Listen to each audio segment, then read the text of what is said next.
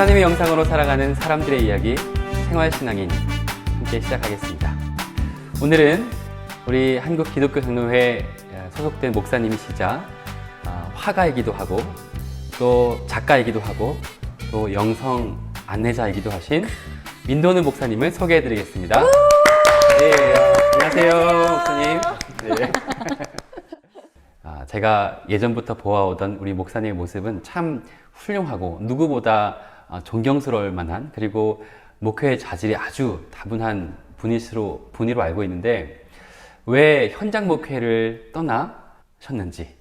좀 제가 관심하는 분야가 이런 영성, 심리, 또 어떤 내적인 통찰, 또 내면의 치유에 좀 더 관심이 많아가지고 이 부분에 대해서 좀 더 특화해서 우선 내 자신이 그런 쪽에 공부하는 시간을 좀 더 갖고 싶었기도 했고, 또 이후에 나의 사역도 그런 쪽으로 좀 더 특화해서 당연히 하겠구나라는 생각이 이미 현장 목회 중에도 점점 그 생각이 강하게 자리 잡고 있었던 터였는데, 이제 마침 저희 아이가 또 태어나기도 했고, 또 여러 상황들이 맞물리면서 이제 당시의 사역을 그만두면서 좀 아이도 보고, 그 다음에 자연스럽게 남는 시간 동안은 공부하러 제 개인적으로는 좀 다녔어요. 여기저기.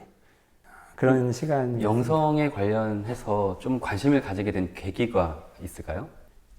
지금 생각해 보면 원래 관심이 많았던 건데 그 부분에 대해 내가 뭘 지금 찾고 있는지조차 모르고 대부분의 시간을 보내다가 대학원 때쯤에야 이제 CR 수도회라는 작은 그 개신교 수도 공동체 기도 모임을 접하게 되면서 내가 여기에 관심이 많구나. 그리고 처음으로 신학교 때는 사실 다양하게 공부하느라 두루 살피는 공부였었다면, 그때 비로소 내가 처음으로 이게 내 길이구나라는 거를 처음 맛을 본 거예요.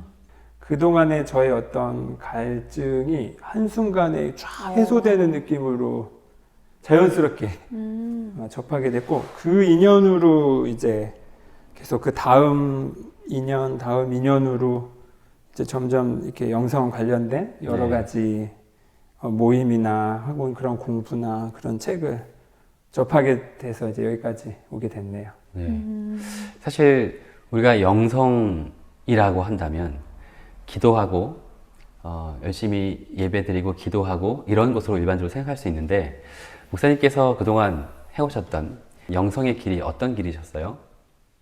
저의 경험의 언어로 표현하자면 저는 굉장히 불안했어요. 그냥 지금 와서 보니까 그 당시에 20대 때 저는 아마 공황장애 증상이 그거 아니었을까? 그때는 근데 그게 뭔지를 모르고 이제 막 갑자기 뭐 숨이 조여온다든가 아니면 막 극도의 어떤 그 고립감 속에 뭐 침대에 누워 있다가 뭐 그게 들이닥친다든가, 아마 좀 실존적인 어떤 제 내면의 불안과 두려움이 아마 차곡차곡 쌓였던 게 20대쯤에 확 드러나면서 세련되게 이런저런 공부로 내가 이렇게 선택했다기보다 생존을 위해서 막 발버둥 쳤던 것 같아요. 결국 저한테 영성 공부는 제 내면의 이 극심한 불안을 해결하기 위한 어떤 발버둥 으로서 막 찾다가 보니 잡힌 거였고, 결국 그 잡은 게 뭐였냐면 한마디로 이거였어요. 내가 하나님의 사랑받는 자녀구나. 그게 맞구나. 그걸 확실하게 깨달은. 예. 그 단어가 비로소 그때 처음으로 그 맛을 느낀 거지. 그러니까 내가 누구인가? 나는 이것도 못하고 저것도 못하고, 왜냐면 저는 좀 못하는 게 많았거든. 재수도 생각하기. 그리고 늘 막 뭐 죄책감이 많았고, 난 이것도 안 되고 저것도 안 되고, 은밀하게 내재화된 자기 비난, 내면화된 어떤 그 자기 혐오가 내 자신이 이 지구에 있는 것 자체가 뭔가 내 자신이 암적인 존재, 내 의식하지 못하더라도 내 내면은 무의식 중에 나는 암적인 존재야 라는 게 아마 이건 누구에게나 알든 모르든 아마 있을 거예요. 근데 그거에서부터 꺼내준 그래서 이건 이제 정체성인데 내가 누구인가? 내가 이 지구의 암덩어리인가? 내가 우리 가족의 뭐 암덩어리인가? 내가 우리 부모님만 고생시킨 암덩어리인가가 아니라 아, 나 사랑받는 존재구나. 그게 맞구나. 아, 나 이대로 살아도 괜찮구나. 뭘 더 나 자신을 증명하지 않아도 나 여기 이렇게 살아도 괜찮은 거구나에 대한 그게 이제 내 참 정체성을 알아차림과 동시에 팍 꺼내진 거죠. 예. 그러니까 숨 쉬어진 거예요. 참 자유를 맛봤겠네요. 그런 그 거지. 당시에. 그거가 저에게는 영성이었어요. 내가 누구인지 나를 아는 것, 그리고 내가 어떤 존재인지 아는 것, 이것이 영성이다.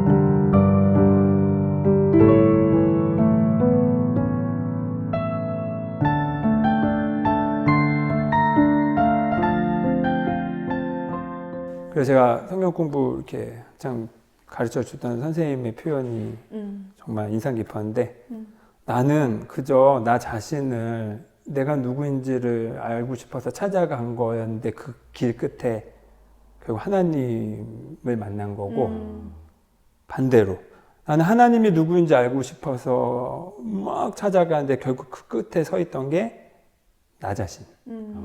그러니까 내가 나답다라는 것과 하나님다움을 이게 떨어뜨려 놓고 따로따로 설명할 수가 없는 거야.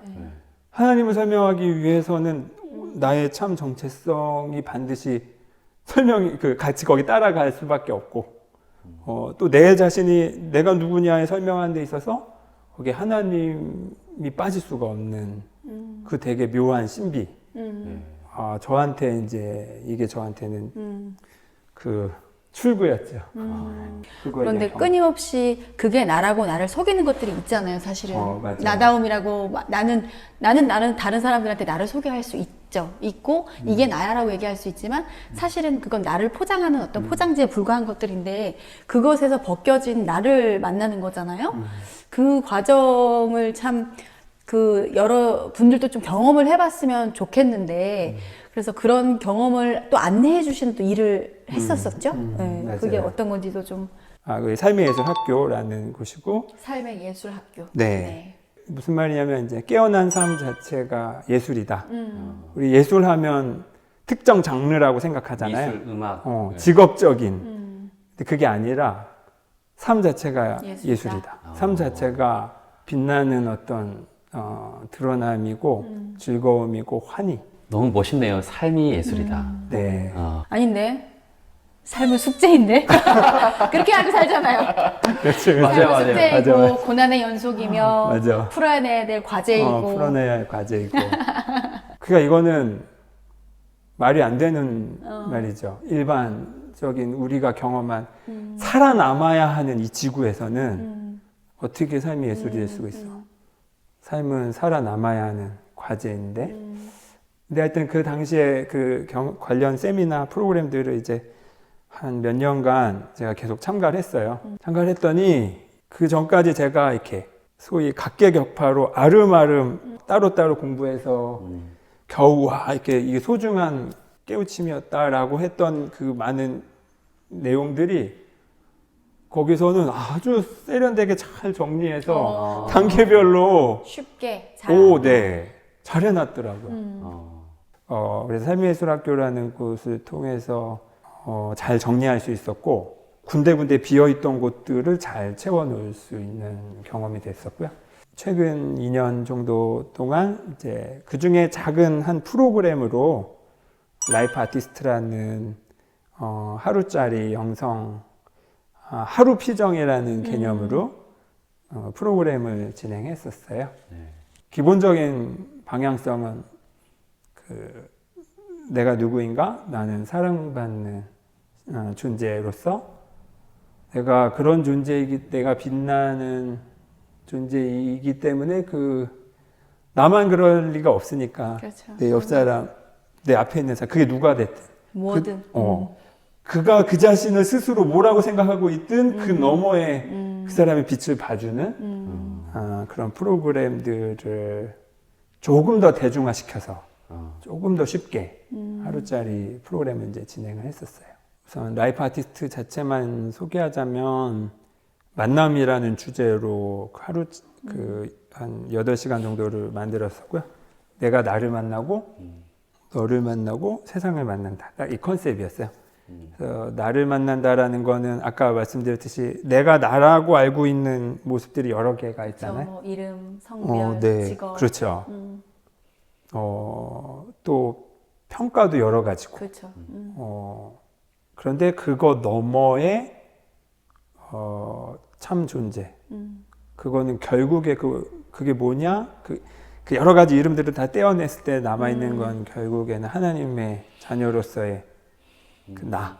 혹은 뭐라고 표현해도 좋아요. 빛이라고 표현해도 좋고, 천사라고 표현해도 좋고, 모든 그 참 나와 이렇게 대면하는 상상 속에서 그래서 그 상상의 그 참 나가 지금의 나, 여러 이름을 달고 있는 내 스스로 만족스럽기도 하고 못마땅하기도 한 나에게 무슨 얘기를 해준지 좀 듣는 상상 속에서 물론 그 가이드가 있죠.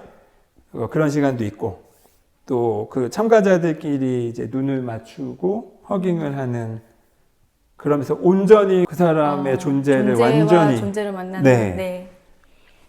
겉모습과 겉모습이 만나는 게 아니라 존재와 존재로서 만나는 그런 시간.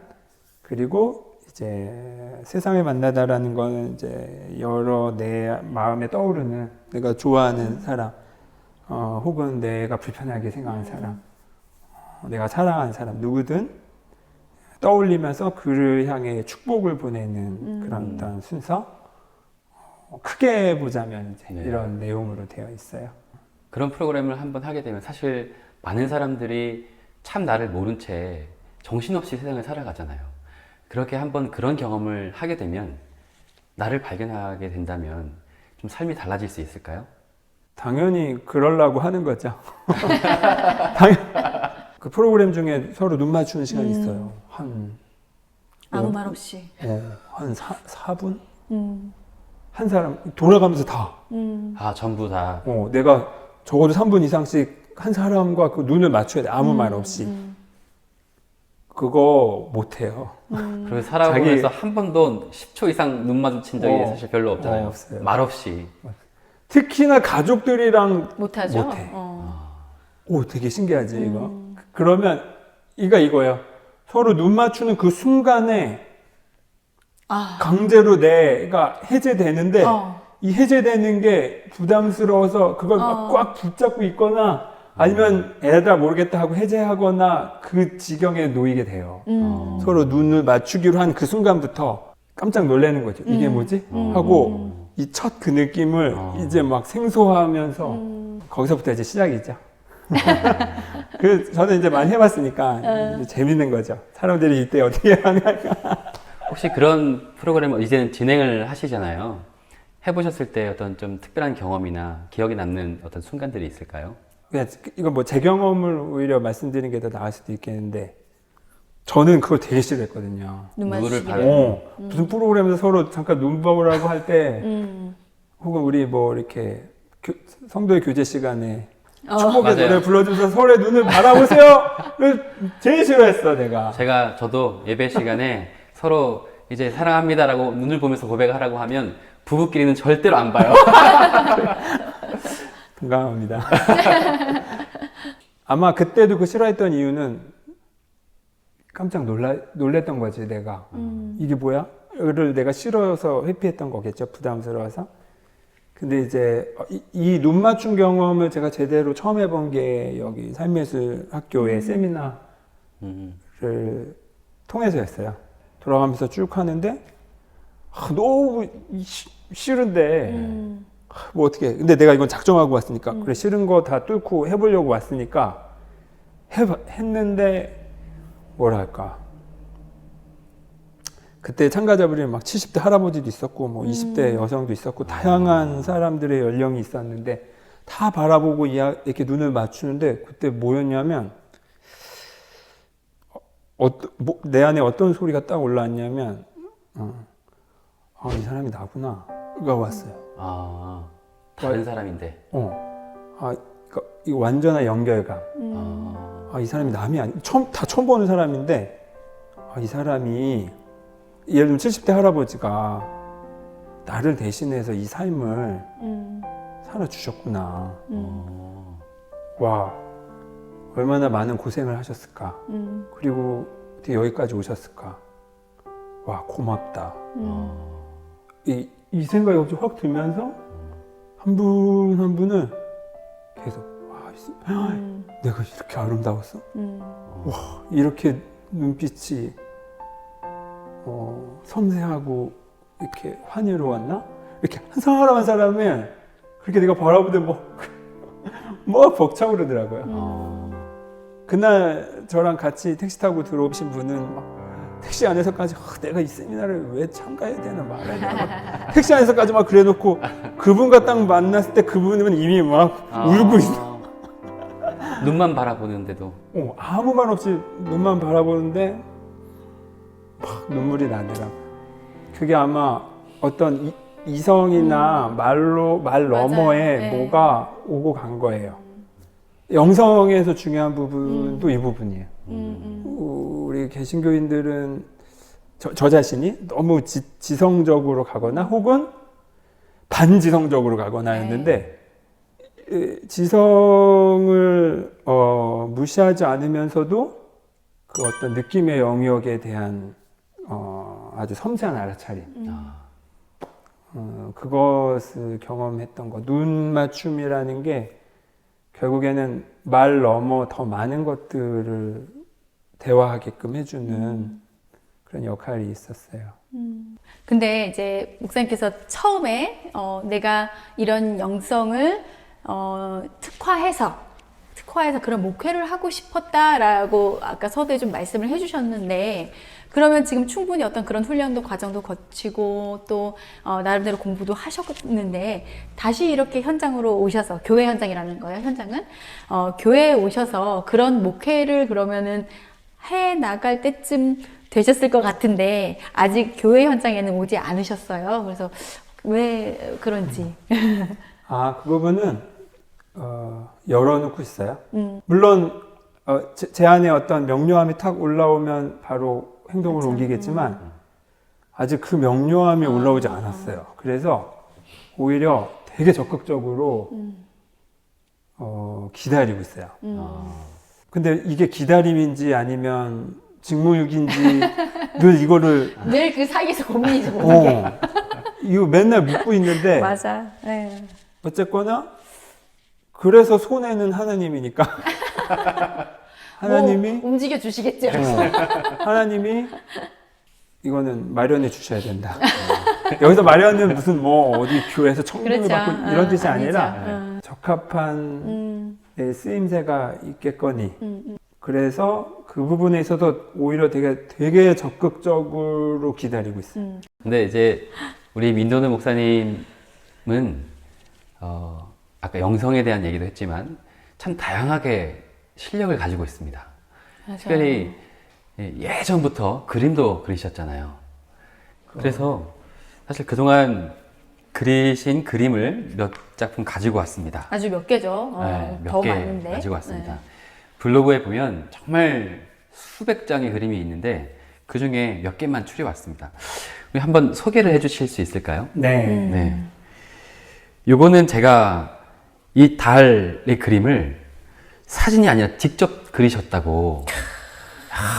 저는 사진 찍은 건 줄 알았습니다. 예, 그래서 특별히 좀 가지고 왔었고요. 그리고 이거에 대해서 복음서 그림 묵상이란 제목으로 복음서 그림 묵상. 네, 그 중에 이제 하나였고요. 예. 그때가 사순절을 앞두고 있어서 사순절 관련된 그림을 그리고 싶어서 그렸고요. 어떤 내용이에요 이게? 이제 예수님께서 가시면류관 쓰시고 그 십자가에서 가시면류관에 옆구리에 창이 찔리신 그림인데 표정이 웃고 계세요. 네, 평안하시죠. 예.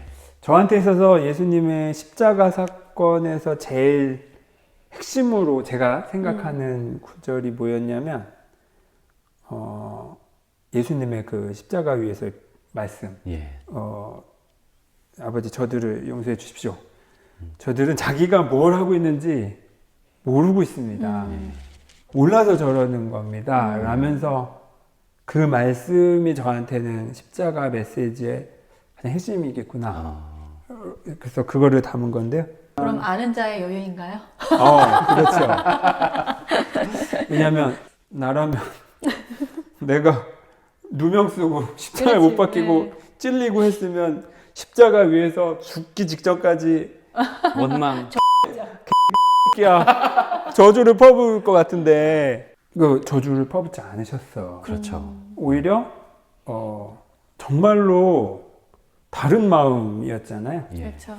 저는 이제 요즘 용서라는 그 가치를 이제 어느 시기부터 되게 크게 이해하게 됐는데 예수님의 용서는 정말로 저 사람들을 나쁘다라고 생각하지 않구나.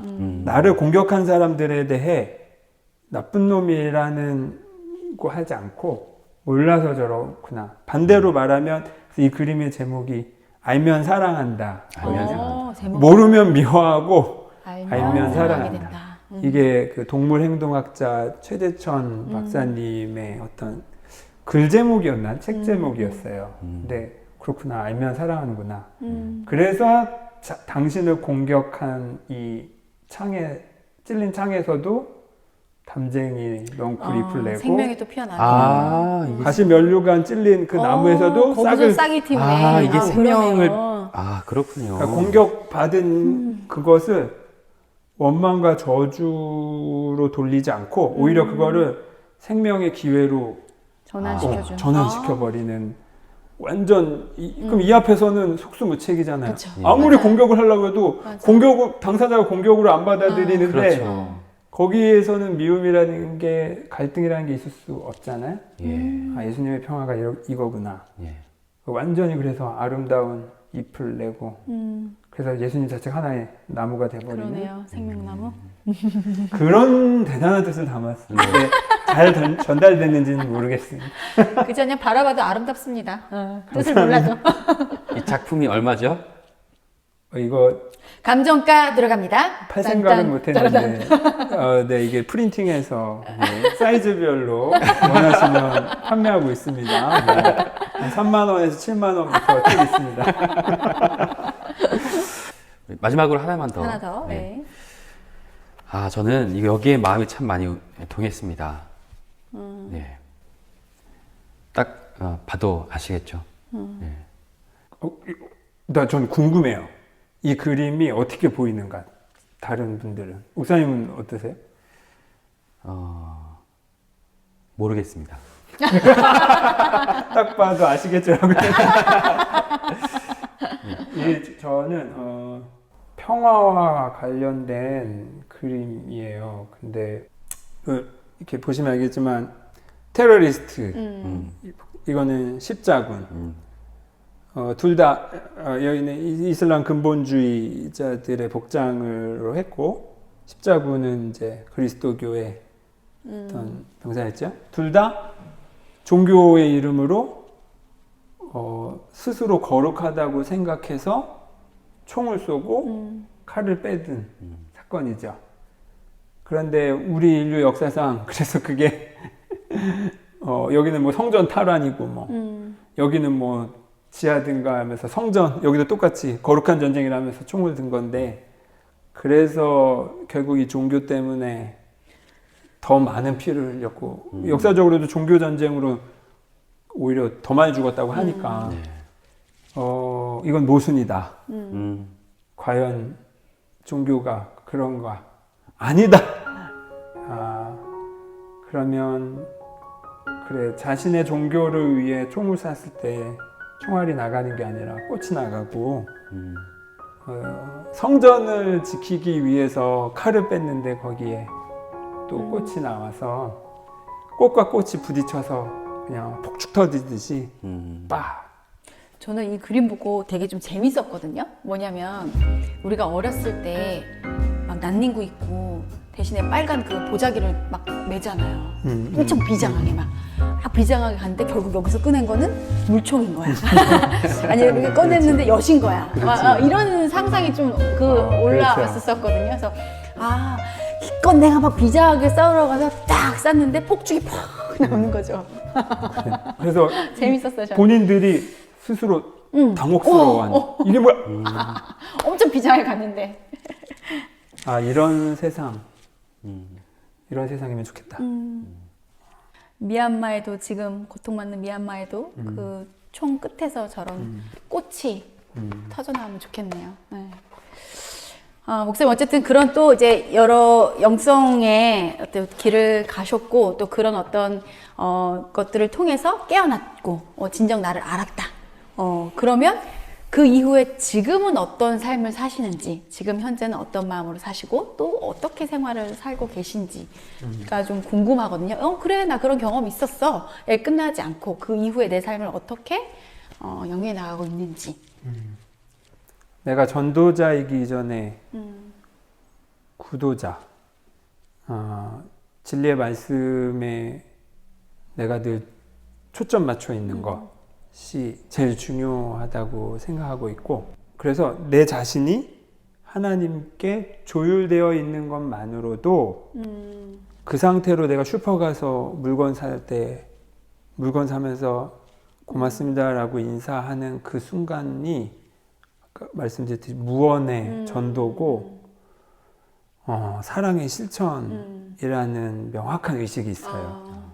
그래서 우선은 첫째로 애써 내가 뭔가 비기독교인을 기독교인화 시킨다라는 식의 전도 전에 나의 이 하나님께 조율되어 있는 톤을 항상 유지하는 게 제일 중요하다.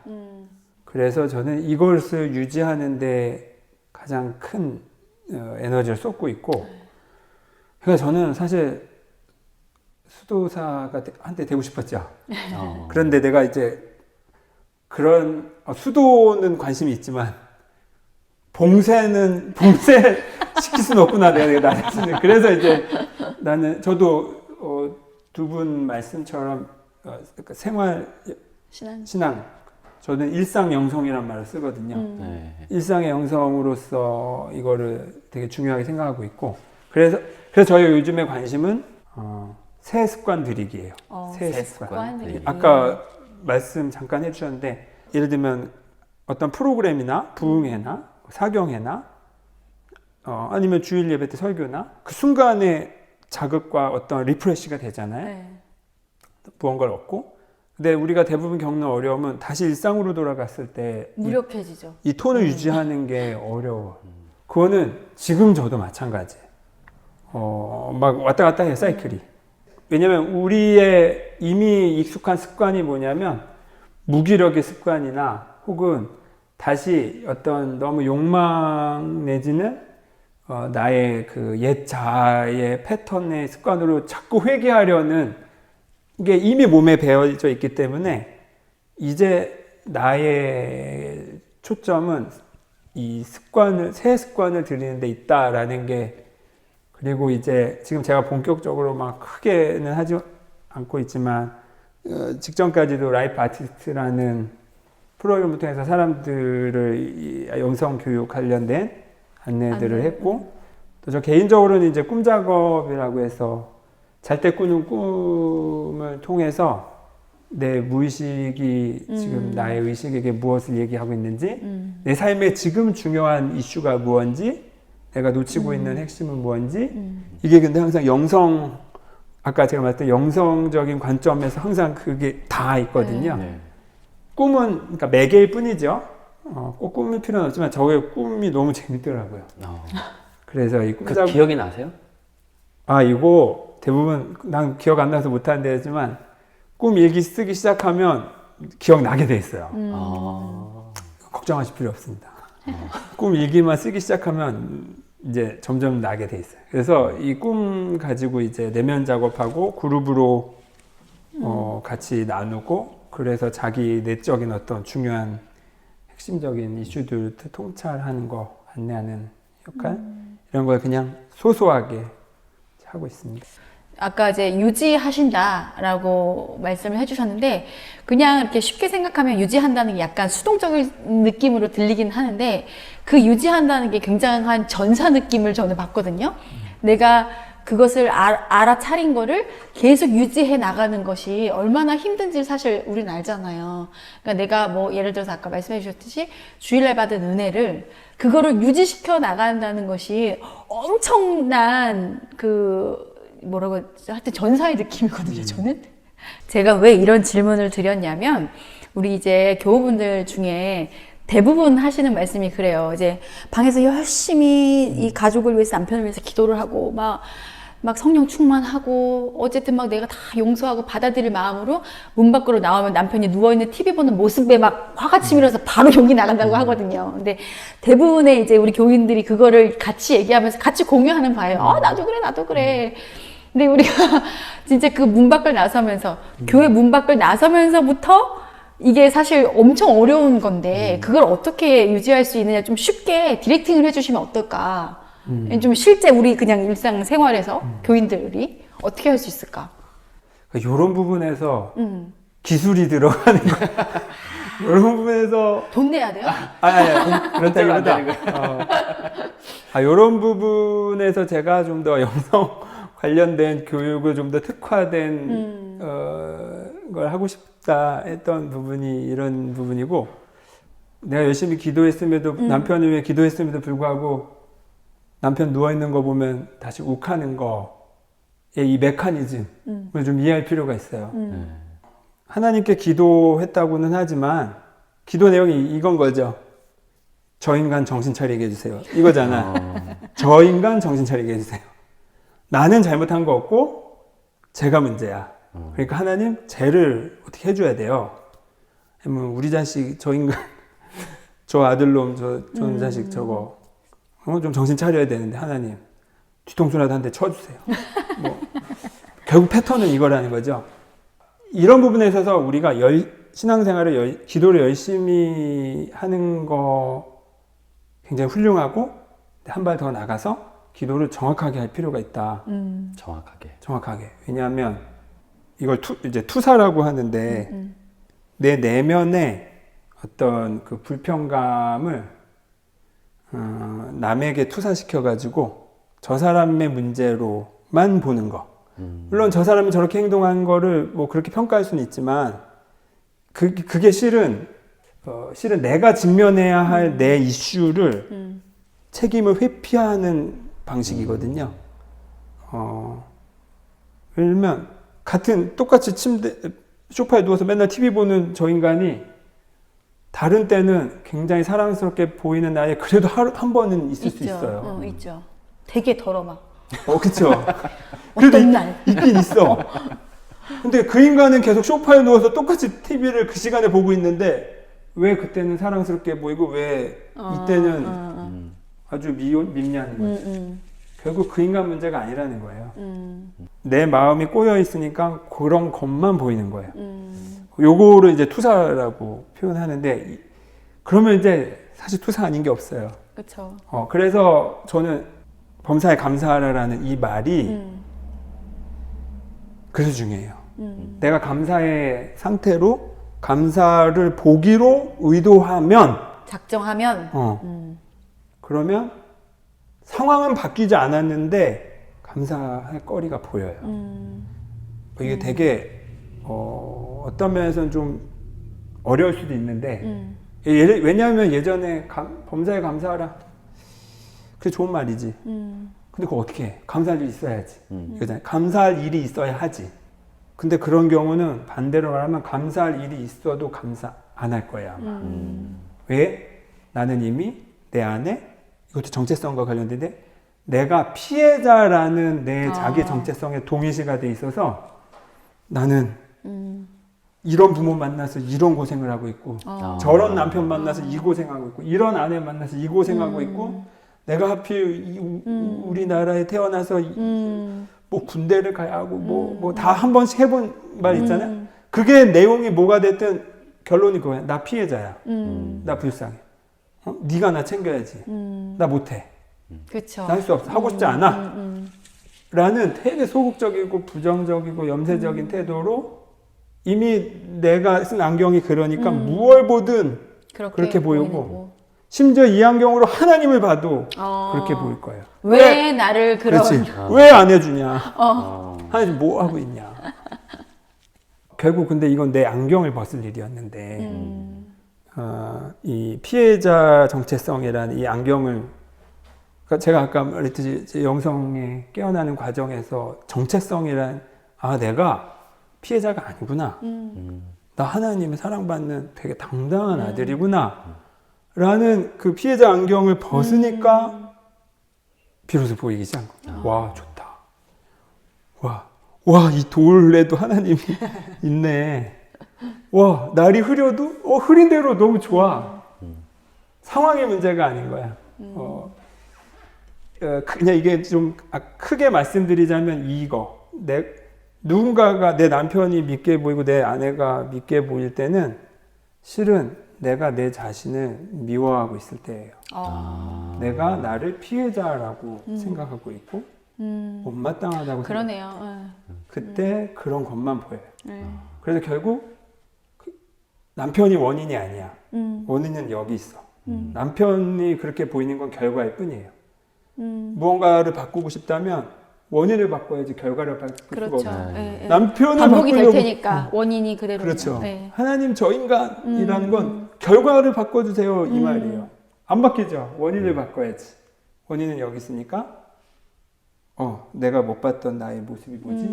내가 지금 내 삶에 불만이 많구나. 내가 나 자신을 지금 피해자라고 생각하고 있구나.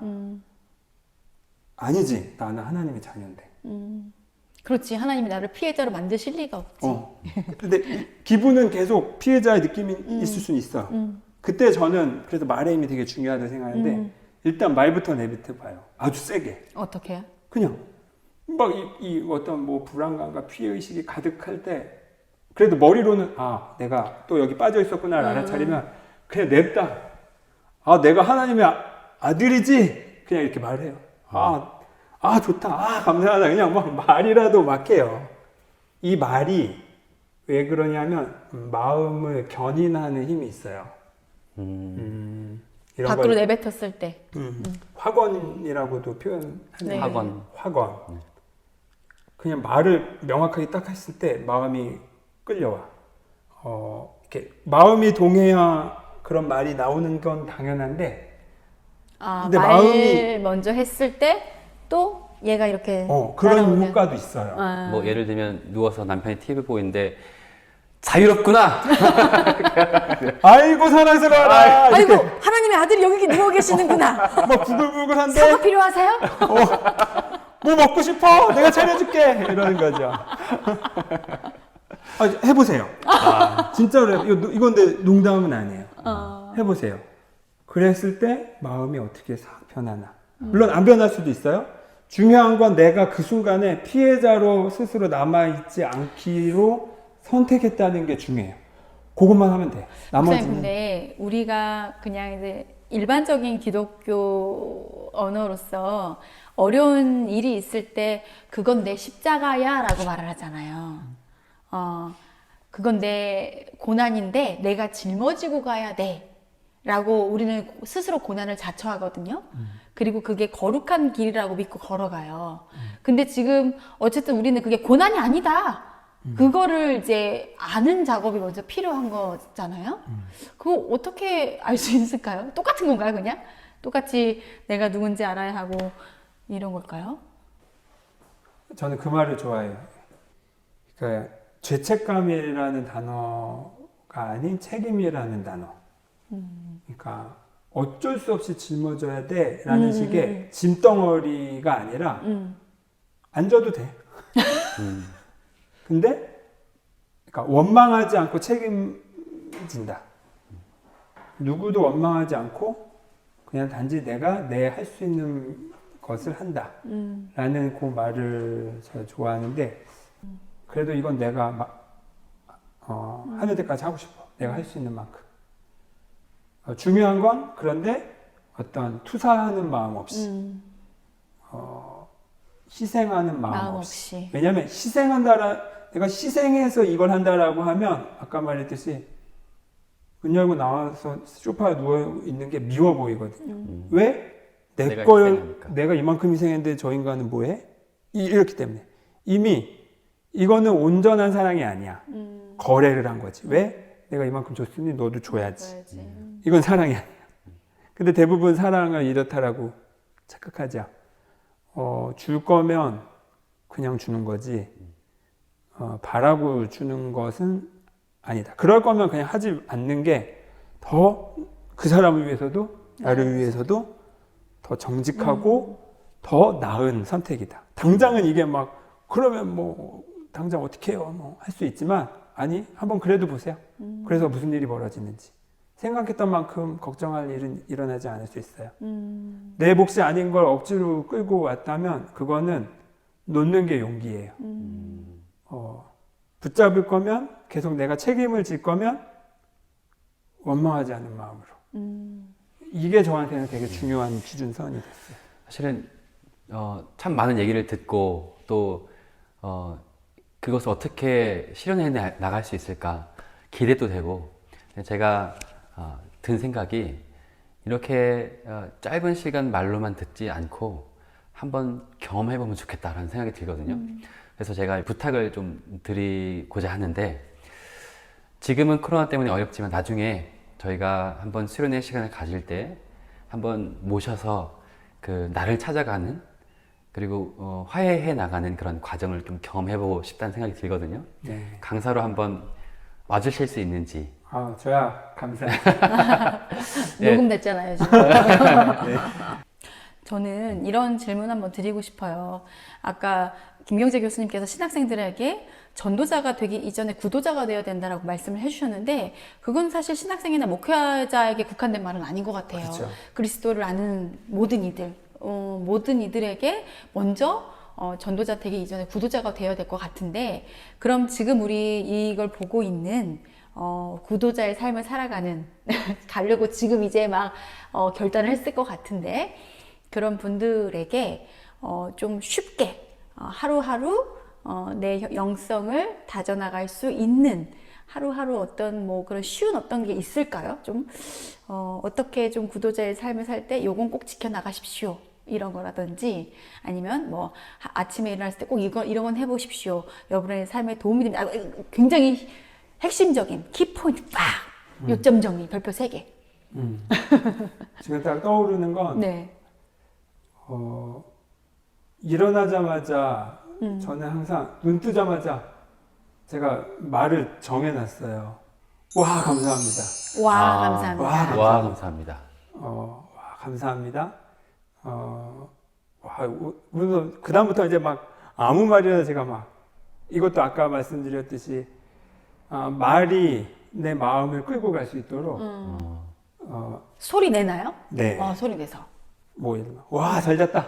아이고 감사합니다. 실은 못 잤는데 3시간밖에 못 잤는데도 꼭 그렇게 말해요.